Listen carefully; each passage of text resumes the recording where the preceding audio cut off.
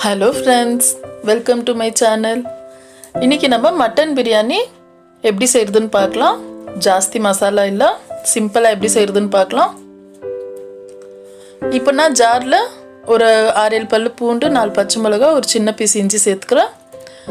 இப்போ ஒரு 1/4 டீஸ்பூன் மிளகு, 1/4 டீஸ்பூன் சோம்பு, ஒரு பீஸ் பட்டை, 2 லவங்கம் சேர்த்துக்கிறேன்.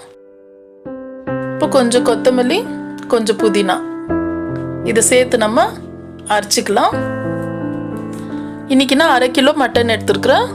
தேவையான அளவு உப்பு சேர்த்துக்கலாம். இப்போ நம்ம அரைச்சி வச்ச மசாலா சேர்த்துக்கலாம்.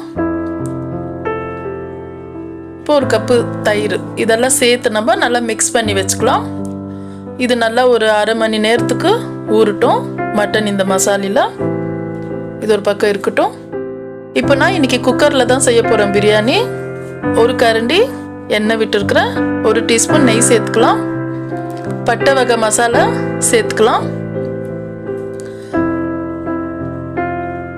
இன்றைக்கி நான் 2 வெங்காயம் மீடியம் சைஸில் ஸ்லைஸாக கட் பண்ணியிருக்கிறேன். அது சேர்த்துக்கலாம். வெங்காயம் கொஞ்சம் வதங்கட்டும். வெங்காயம் வதங்கிறதுக்கு உப்பு சேர்த்துக்கலாம். கல் உப்பு தான் சேர்க்குறேன்னா. இப்போ இது நல்லா மிக்ஸ் பண்ணி விட்டு இன்றைக்கி நான் அரிசி இந்த கிளாஸில் 1 கிளாஸ் அரிசி எடுத்துருக்குறேன். இப்போ இது ஊற வச்சுக்கலாம் அரிசி.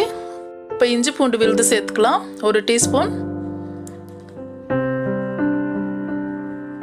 இப்போ நான் ஒரு பெரிய தக்காளி 1 எடுத்து கட் பண்ணியிருக்கிறேன். அதை சேர்த்துக்கலாம். தக்காளி நான் ஜாஸ்தி போடல, 1 தான் சேர்த்துருக்குறேன்.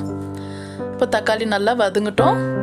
இப்போ இந்த டைமில் நம்ம மிக்ஸ் பண்ணி வச்சுருக்கிற மட்டன் எடுத்து சேர்த்துக்கலாம்.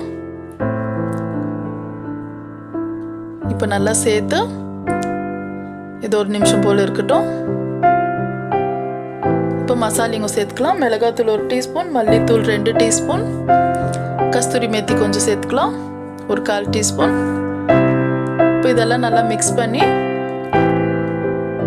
ஒரு 1/2 கப்பு தண்ணி சேர்த்துக்கலாம் நம்ம மட்டன் வேகிறதுக்கு.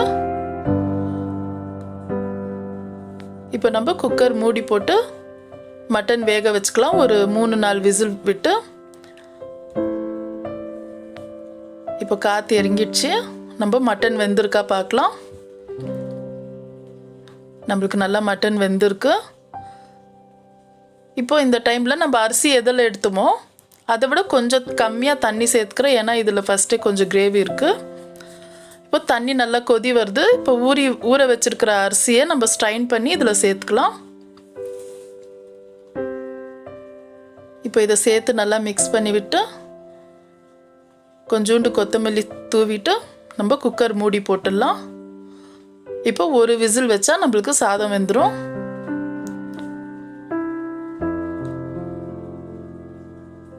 இப்போ ஒரு விசில் வந்த உடனே நம்ம சாதம் ரெடி ஆயிடுச்சா பார்க்கலாம். ஸ்மெல் நல்லா இருக்கு பாருங்க. நம்மளுக்கு மட்டன் பிரியாணி அருமையாக குக்கரில் ரெடி ஆயிடுச்சு. நல்லா உதிரா வந்திருக்கு பாருங்க.